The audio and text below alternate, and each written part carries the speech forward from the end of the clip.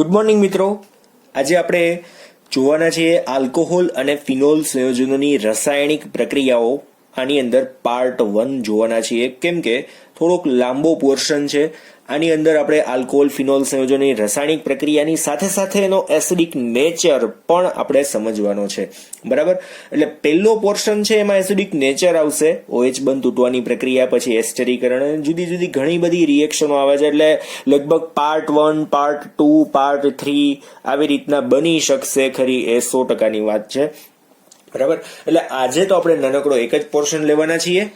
Than after ધીમે ધીમે આગળ વધશું, તમને સમજાય, તમને મજા આવે એ રીતના.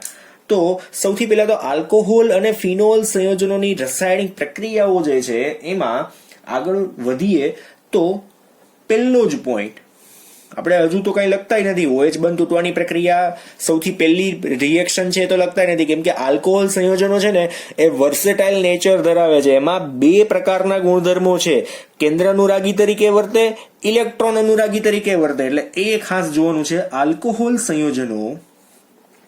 આલ્કોહોલ સંયોજનો ઇલેક્ટ્રોન અનુરાગી અને કેન્દ્રાનુરાગી પ્રક્રિયક જેવા બંને પ્રકારના ગુણધર્મો ધરાવે છે. ફોર એક્ઝામ્પલ, જો આપણે લઈએ એઝ એન એક્ઝામ્પલ, આપણે 1 કરી નાખીએ. એક્ઝામ્પલ 1, આલ્કોહોલ કેન્દ્રાનુરાગી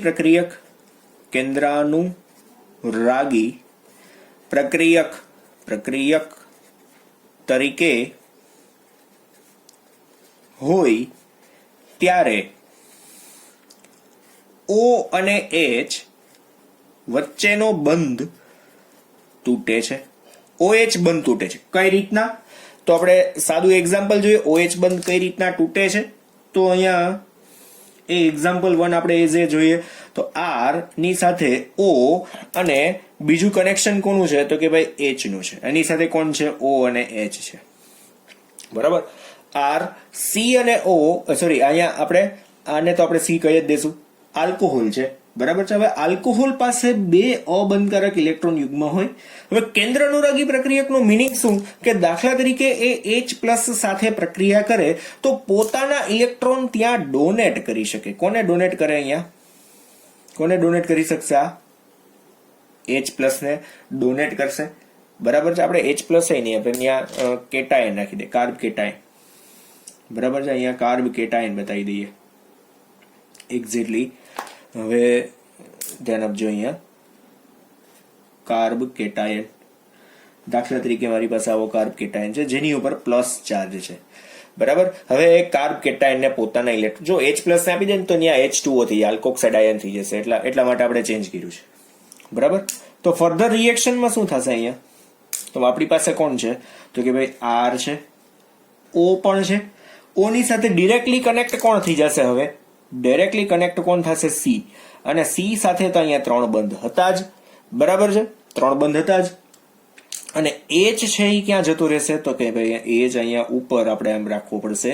અને ઓક્સિજન ઇલેક્ટ્રોન ડોનેટ કર્યા એટલે એની ઉપર પ્લસ ચાર્જ, પણ હજુ 2 તો બાકી જ છે, બરાબર.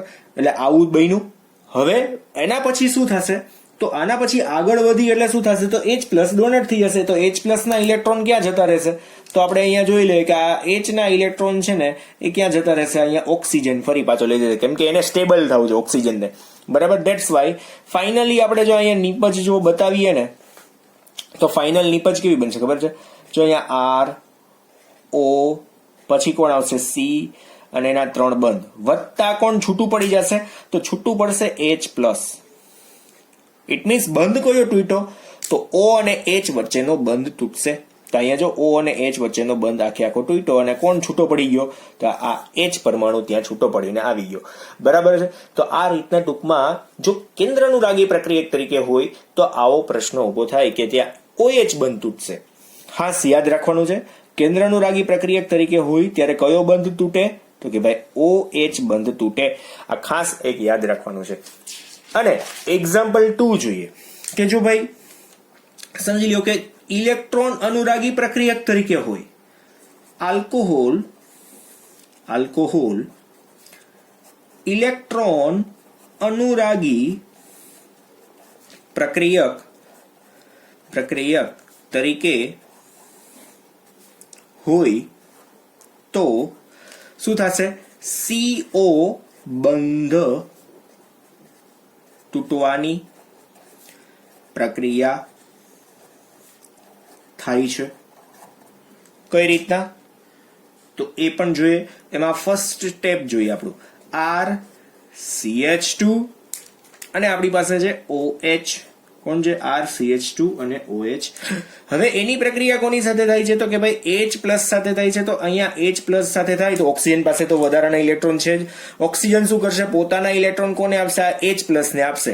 ઇટ મીન્સ કે અહીંયા પ્રોટોનેટેડ આલ્કોહોલ બનશે. કેવો બનશે? પ્રોટોનેટેડ આલ્કોહોલ પણ એની અંદર એક પ્રોટોન વધી ગયો. ઇટ મીન્સ કે અહીંયા શું થઈ જશે? O અને H તો ઓલરેડી હતો જ, વધારાનો અહીંયા એક H આવ્યો કેમ કે એને ડોનેશન કર્યું, એટલે આ પ્રોટોનેટેડ આલ્કોહોલ થઈ ગયો. બરાબર છે? જો અહીંયાથી આપણે બંધ તૂટવાનો છે, આ OH ને આખાને ઉડાડવાનો છે કેમ કે લખ્યું છે શું? C અને O વચ્ચેનો બંધ. આ કાર્બન અને આ ઓક્સિજન વચ્ચેનો બંધ તૂટવાનો છે. સેકન્ડ સ્ટેપ કેવું હશે? નેક્સ્ટ સ્ટેપની અંદર એ જે પ્રોટોનેટેડ આલ્કોહોલ છે એટલે આપણે અહીં લખશું RCH2 અને એની સાથે કોણ છે? તો કે ભાઈ પ્રોટોનેટેડ આલ્કોહોલ OH અને H. બરાબર? આ રીતનું છે. આની ઉપર કયો ચાર્જ આવશે? પ્લસ ચાર્જ આવશે. ની પ્રક્રિયા કોની સાથે? તો કે ભાઈ Br સાથે થશે. અને Br કેવો? તો કે ભાઈ કેન્દ્ર અનુરાગી પ્રક્રિયક માઇનસ સાથે. તો અહીંયા શું થશે? આ બંધના ઇલેક્ટ્રોન ઓક્સિજન લઈ જશે. આ બંધના 2 ઇલેક્ટ્રોન શું કરશે? ઓક્સિજન છે એ પોતાની પાસે લઈ જશે. એટલે H2O ત્યાંથી છૂટો પડી જશે. તો Br શું કરશે? તો Br એને ઇલેક્ટ્રોન આપી દેશે. કોને? જેને જરૂર છે ને. આ Br જે છે એ કોને ઇલેક્ટ્રોન આપશે? કેમ કે કાર્બનના ઇલેક્ટ્રોન કોણ લઈ ગયું? તો કે ભાઈ આ H2O લઈ ગયું. બરાબર? તો અહીંયા જોડાશે શું? ફાઇનલી RCH2 અને પાછળ કોણ આવશે? Br. અહીંયા કોણ આવશે? Br. તો વધતા છૂટું કોણ પડી જશે? તો સ્ટેબલ નિપજ H2O છૂટી પડશે, જેમાં આ 2 ઇલેક્ટ્રોન છે એમાં એક ઇલેક્ટ્રોન કાર્બનનો હોય. સ્ટેબલ. બરાબર છે? તો અહીંયા ટૂંકમાં OH અને CO બંધ તૂટવાની પ્રક્રિયા આપણે એક્ઝેક્ટલી જોઈ શકીએ. અને આ બંને પ્રક્રિયાઓ આલ્કોહોલ અને ફિનોલ આમ તો જોઈએ તો બંનેની અંદર થઈ શકે છે. તો આપણે તો OH સમૂહ માટેની પ્રક્રિયાઓ આખી જોઈ હતી. બરાબર છે? તો બંને પ્રકારની પ્રક્રિયાઓ આપણે આગળ ધીમે ધીમે વધીએ. OH અને CO બંધ તૂટવાની પ્રક્રિયા. એટલે તમે લોકો આને ઓળખી શકવા જોઈએ કે આ પ્રક્રિયા દરમિયાન કયો બંધ તૂટ્યો છે. હવે રાસાયણિક પ્રક્રિયા આપણે સ્ટાર્ટ કરશું. તમારે એમાં એ ફાઇન્ડ આઉટ કરવાનું છે કે કયો ખાલી OH બંધ તૂટે છે કે CO બંધ તૂટે છે. કયો બંધ તૂટે છે એના ઉપરથી તમે પ્રક્રિયા નક્કી કરી શકશો કે એમાં OH સમૂહ છે એ ઇલેક્ટ્રોન અનુરાગી પ્રક્રિયક તરીકે હતો કે કેન્દ્ર અનુરાગી પ્રક્રિયક તરીકે હતો. એ તમને સીધી ખબર પડી જશે. આલ્કોહોલ અથવા તો ફિનોલ એ કેન્દ્ર અનુરાગી પ્રક્રિયક તરીકે છે કે ઇલેક્ટ્રોન અનુરાગી પ્રક્રિયક તરીકે છે એ તમને સીધી ખબર પડશે. Depends on reaction. CO બંધ તૂટે છે કે OH બંધ તૂટે છે. બરાબર છે? જોઈએ આપણે અહીંયા OH બંધ તૂટવાથી થતી પ્રક્રિયાઓ જોઈએ એટલે તમને એક્ઝેક્ટલી ખબર પડશે કે એમાં OH બંધ તૂટે છે. ઇટ મીન્સ કે આલ્કોહોલ છે એ કેન્દ્ર અનુરાગી પ્રક્રિયક તરીકે વર્તવાનો છે. બરાબર? તો આપણે અહીંયા ડ્યુ ટુ ટેક્સ્ટ બુક સૌથી પહેલી પ્રક્રિયાઓ કે જેમાં શું થાય છે? OH બંધ તૂટે છે. બરાબર? એવી પ્રક્રિયા કે જેમાં OH બંધ તૂટે છે. હવે એમાં એક નંબર સૌથી પહેલું આલ્કોહોલ અને ફિનોલ. આલ્કોહોલ અને ફિનોલ સંયોજનોની એસિડિકતા. બંને વસ્તુ એક સાથે જોશું. એસિડિકતા. બરાબર? બે પ્રશ્ન એક સાથે. હવે એક કઈ રીતના આપણને ખબર પડશે? તો એમાં આપણે કોની સાથેની રિએક્શન? તો એમાં પણ ફરી પાછો રોમન આંકડામાં પહેલો પોઈન્ટ. આની અંદર રોમન આંકડામાં પહેલો પોઈન્ટ શું? તો ધાતુઓ સાથે પ્રક્રિયા. ધાતુઓ સાથે પ્રક્રિયા. તો કઈ રીતના પોસિબલ રિએક્શનો થશે એ જોઈએ. સૌથી પહેલી ધાતુઓ સાથેની પ્રક્રિયા. તો ધાતુઓ કઈ આપણે લઈ શકીએ તો આલ્કલી અને આલ્કલી અર્થ મેટલ્સ સામાન્યતઃ વધારે આપણે ઉપયોગમાં લઈએ છીએ. કઈ ધાતુઓ તો ભાઈ Na, K, Al એટસેટ્રા. પછી મેગ્નેશિયમ લ્યો, મેંગેનીઝ લ્યો, કોઈ પણ ચાલે. ડી બ્લોક એલિમેન્ટની ધાતુઓ પણ ચાલે અમુક અંશે. તો સૌથી પહેલી રિએક્શન શું તો કે આપણી પાસે ભાઈ 2 મોલ શું છે, દાખલા તરીકે 2 મોલ CH3O અને H છે ની પ્રક્રિયા કોની સાથે થાય છે તો 2 મોલ સોડિયમ સાથે થાય છે. 2 મોલ સોડિયમ સાથે થાય છે, ધાતુ સાથે થાય છે. તો અહીંયા શું બનશે ખબર છે, 2 મોલ્સ ઓફ CH3, પછી અહીંયા શું આવશે O અને પાછળ કોણ આવી જશે ત્યાં Na. કોણ આવી જશે Na વત્તા છૂટું કોણ પડી જશે તો કે ભાઈ અહીંયા H2 છૂટો પડશે. બરાબર છે. નામ શું થશે આનું નામ બનાવવું હોય તો શું બનશે તો આનું નામ મિથેનોલ હતું, મિથેનોલ. અને અહીંયા અનુવર્તી શું બન્યો સોડિયમ શું બન્યો અહીંયા મિથોક્સાઇડ અથવા તો આલ્કોક્સાઇડ તમે લ્યો ચાલે. બરાબર. તૃતીયક આલ્કોહોલ છે. અહીંયા એલ્યુમિનિયમ સાથેની એક રિએક્શન તમારી બુકમાં આપી છે તો એને આપણે જોઈએ. આપણી પાસે દાખલા તરીકે તૃતીયક આલ્કોહોલ છે. હવે 6 મોલ્સ ઓફ જો કેમ કે એલ્યુમિનિયમની એકની સંયોજકતા 3 છે. 6 મોલ્સ ઓફ CH3 CH3 પછી O અને H છે. એની પ્રક્રિયા કોની સાથે કરવાની છે 2 મોલ એલ્યુમિનિયમ સાથે કરીએ કેમ કે એક એલ્યુમિનિયમ 3 બંધથી જોડાવાનો છે. બરાબર. તો 6 બંધ જોઈએ ને અહીંયા સામે 2 એલ્યુમિનિયમ લેવા હોય તો ની વાત છે. તો અહીંયા શું બનશે કાઉન્સમાં આપણે લખશું CH3 CH3 અને CH3. પછી શું આવશે અહીંયા O પણ આવી જશે પણ એની સાથે કોણ જોઈન્ટ થશે તો અહીંયા કાઉન્સની બહાર આમ. પછી અહીંયા 6 ટાઈમ નહીં શું આવશે 3 ટાઈમ. મારી મિસ્ટેક થઈ ગઈ. આગળ આપણે 3 કરી નાખીએ, આગળ 2 કરી નાખીએ એટલે ખબર પડી જશે 2 અને અહીંયા શું થઈ જશે 3 ટાઈમ અને પાછળ કોણ આવશે અહીંયા એલ્યુમિનિયમ એટલે 2 ટાઈમ એલ્યુમિનિયમ થઈ ગયું અને આ 6 વખત થઈ ગયું આખું. બરાબર. અને વત્તા શું બની જશે છોટું શું પડશે 3H2. શું છૂટું પડશે અહીંયા 3H2. નામ શું બનશે તૃતીયક બ્યુટાઇલ આલ્કોહોલ. તૃતીયક બ્યુટાઇલ આલ્કોહોલ. અને અહીંયા શું આવશે એલ્યુમિનિયમ તૃતીયક બ્યુટોક્સાઇડ. આગળ આપણે એલ્યુમિનિયમ લખવું પડશે પહેલા તો આગળ અહીંયા લખીએ એલ્યુમિનિયમ તૃતીયક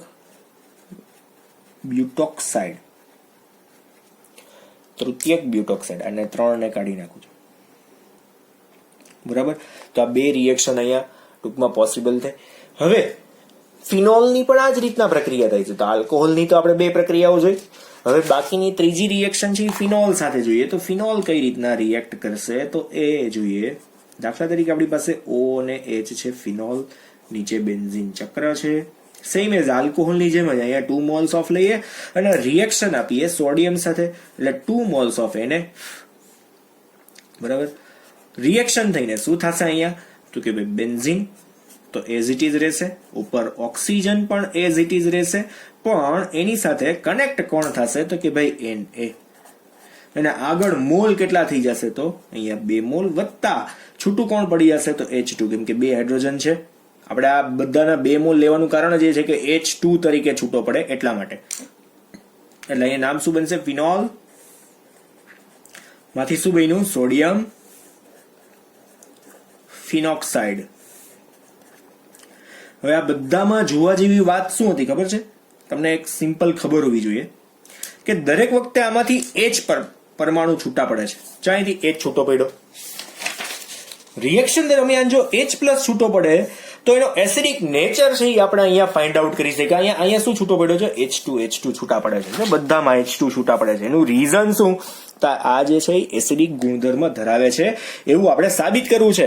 અને બીજી કોઈ પણ એસિડને આપણે સાબિત કરવાની વાત શું રહે, તો એસિડમાં તમે એસિડ નાખો તો દ્રાવણ એસિડિક જ રહે, પણ જો એસિડમાં બેઝ નાખી દો તો દ્રાવણ તટસ્થ થાય, એટલે ખબર પડી જાય કે આપેલો જે એસિડ હતો, જો એસિડ આપણી પાસે છે આપણને ખબર નથી, પણ એમાં બેઝ નાખો અને ક્ષાર બની જાય તો તમને સીધી ખબર પડી જાય ને કે ભાઈ આપેલ દ્રાવણ આપણી પાસે જે હતું ને એ એસિડ હતું, તો જ બેઝ નાખવાથી ક્ષાર બન્યો.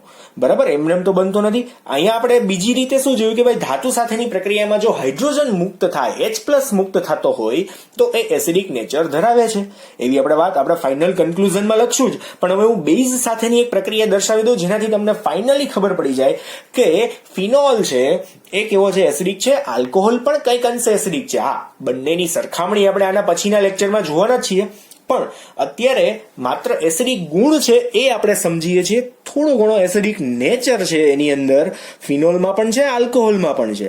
પછી સરખામણી તો આના પછીના લેક્ચરની અંદર આપણે જોવાના છીએ કે ભાઈ આલ્કોહોલનો એસિડિક ગુણધર્મ અને ફિનોલનો એસિડિક ગુણધર્મ, બરાબર, બે કમ્બાઈન જોશું આપણે. પણ અહીંયા એક્ઝેક્ટલી ખબર પડી H+ ડોનેશન થઈ ગયું. હવે જો કોઈ પણ એસિડને બેઝની સાથે પ્રક્રિયા કરાવીએ તો ક્ષાર બને, આ કોમન વાત છે. બરાબર, એસિડની અંદર ક્ષાર નાખીએ તો દ્રાવણ એસિડિક જ રહે, એસિડની અંદર એસિડ નાખીએ તો પણ દ્રાવણ એસિડ રહે, પણ એસિડની અંદર બેઝ નાખીએ તો ક્ષાર બની જાય, એટલે ખબર પડી જાય કે આપણી પાસે જે છે એ એસિડ છે. તો હવે જોઈએ નેક્સ્ટ, આની અંદર રિએક્શન જોઈએ. ફિનોલ સંયોજનો જલીય NaOH સાથે પ્રક્રિયા કરી શું બનાવે છે? સોડિયમ ફિનોક્સાઇડ બનાવે છે, જે ફિનોલનો એસિડિક ગુણધર્મ પુરવાર કરે છે. કઈ રીતના? આ જ રિએક્શન છે. 1 મોલ ફિનોલ લઈશું અહીંયા ની પ્રક્રિયા કોની સાથે, તો કે ભાઈ NaOH સાથે કરું છું, NaOH સાથે કરું છું. રિએક્શનમાં શું છૂટું પડી જશે? શું? તો જો અહીંયાથી H આપણે જોઈ લઈએ, અહીંયાથી H અને અહીંયાથી શું આવશે? OH. આ બે વસ્તુ નીકળશે, બરાબર છે. તો બનશે શું? જોજો એ બે તો છૂટા પડશે. હમણાં હું ફાઇનલી કન્ક્લુઝનમાં છૂટો પાડી દઉં છું. આ O ની સાથે કોણ આવશે? તો કે ભાઈ અહીંયા Na આવશે. કોણ આવશે? અહીંયા Na. વત્તા બીજું કોણ છૂટું પડશે? તો કે ભાઈ H2O. શું કામ? એને કેમ કે OH અને H. નામ શું છે આનું? Sodium phenoxide. હમણાં જ ઉપર લખ્યું, સોડિયમ ફિનોક્સાઇડ છે. શું? તો કે ભાઈ ક્ષાર છે. આ શું છે?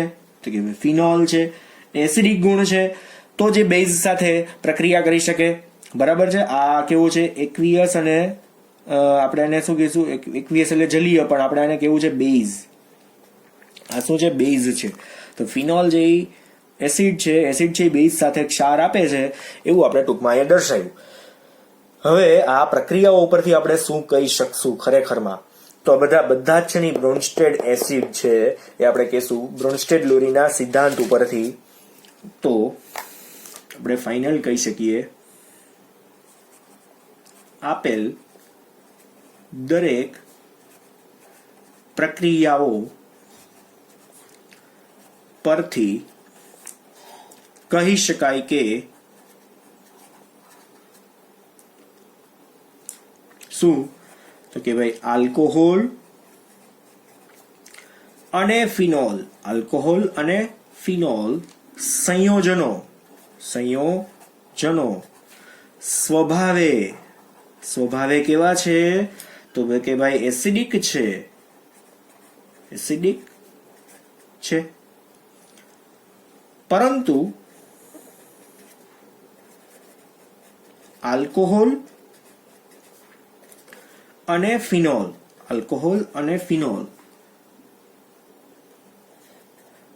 સંયોજનો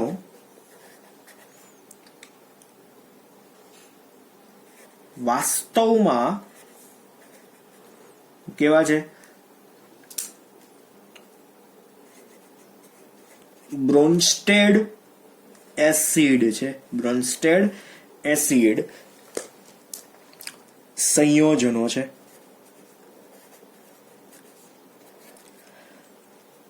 એટલે આપણે ફાઇનલી આને સમજાવવું હોય તો કઈ રીતના, એટલે કે તેઓ બંને પ્રબળ બેઝ ને પોતાના પ્રોટોનનું શું કરી શકે છે? દાન કરી શકે છે. કઈ રીતના પોતાના પ્રોટોનનું દાન કેવી રીતના કરી શકે છે? તો આપણે દાખલા તરીકે આપણે પ્રક્રિયક લખીએ. આપણી પાસે જે છે એ ફોર એક્ઝામ્પલ તમારી પાસે છે આર ઓ અને એની સાથે કોણ છે? અહીંયા એચ છે.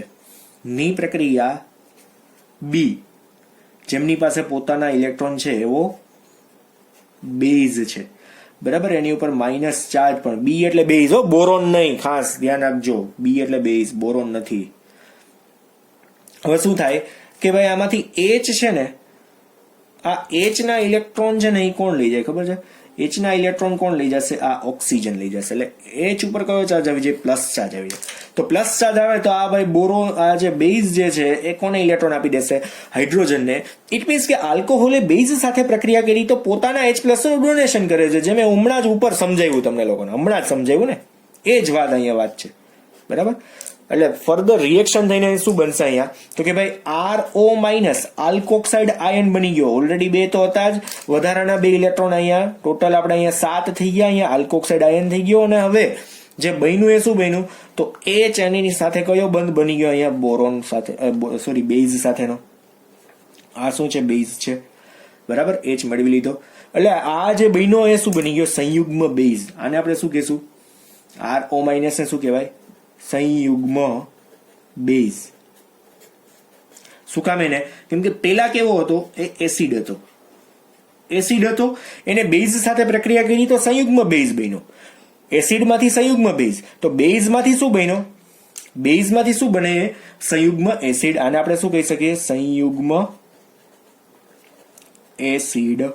આ બેઝ છે તો મેં આ બી માટે બતાવેલું છે ને, કાઢી નાખું વળી પાછું, વળી તમે કંઈક જુદું સમજશો. આ તો તમે લોકો 11th માં શીખી ગયા ને, બેઝ છે એ સંયુગ્મ એસિડ બની જાય અને એસિડ છે એ સંયુગ્મ બેઝ બની જાય. એટલે બેયના મેં કલર એટલા માટે સમાન રાખ્યા છે. ઇટ મીન્સ કે અહીંયા આપણે બેયનો નેચર માત્ર સાબિત કર્યો છે કે OH બંધ તૂટવાની પ્રક્રિયામાં સમજ્યા કે ભાઈ બંને H+ ડોનેટ કરે છે, પછી મેટલ હોય કે બેઝ હોય એમની બંનેની સાથેની પ્રક્રિયાથી H+ ડોનેટ કરે છે અને સંયુગ્મ બેઝ અને સંયુગ્મ એસિડનું રૂપાંતરણ કરે છે. સાથે સાથે બ્રોન્સ્ટેડ એસિડ છે એવું આપણે સાબિત પણ કર્યું. ઇટ મીન્સ કે અહીંયા આલ્કોહોલ અને ફિનોલ બંને એસિડિક નેચર ધરાવે છે. આટલી ખબર પડી. હવે એસિડિકતા માટેની જે જરૂરિયાતો છે, એના માટેના મુદ્દાઓ છે, એ આપણે આગળ કાલના લેક્ચરમાં જોશું. એટલે આલ્કોહોલ સંયોજનોની એસિડિકતા અને ફિનોલ સંયોજનોની એસિડિકતા કાલનો લેક્ચર મોસ્ટ ઇમ્પોર્ટન્ટ હશે. આજનો પણ ઇમ્પોર્ટન્ટ જ હતો આમ તો. અને આ ખાસ 2 થી 3 માર્કમાં પૂછાઈ શકે એવા પોઈન્ટ્સ છે. એટલે લખીને પ્રિપેર કરજો. અને ગઈકાલના લેક્ચર કરતા તો થોડોક ઈઝી જ હતો, બરાબર. કેમ કે ફિનોલ સંયોજનોની જે પ્રક્રિયાઓ હતી એમાં ક્યુમિન પદ્ધતિ મોસ્ટ ઇમ્પોર્ટન્ટ હતી. કાલે આપણે જોઈ હતી. આઈ હોપ તમે લોકો 5-7 વાર 10 વાર લખેલી હશે અને લખજો જ, બરાબર. લેક્ચર આખા જોજો. ખાલી કોપી મારીને એમને પોતાની જાતને સ્વામી વિવેકાનંદ ક્યારેય સમજવા નહીં. હું રોજ એટલે યાદ કરાવું છું કે વાંચીને કરવાની નથી, ફટાફટ લખીને કરવાની છે. જેટલી વધારે લખશો એટલી પ્રક્રિયા વધારે યાદ રહેશે. વારંવાર જેટલું જોશો, રોજ જોશો એટલી વધારે યાદ રહેશે. ઓકે, અહીંયા સુધી રાખીએ. Thank you.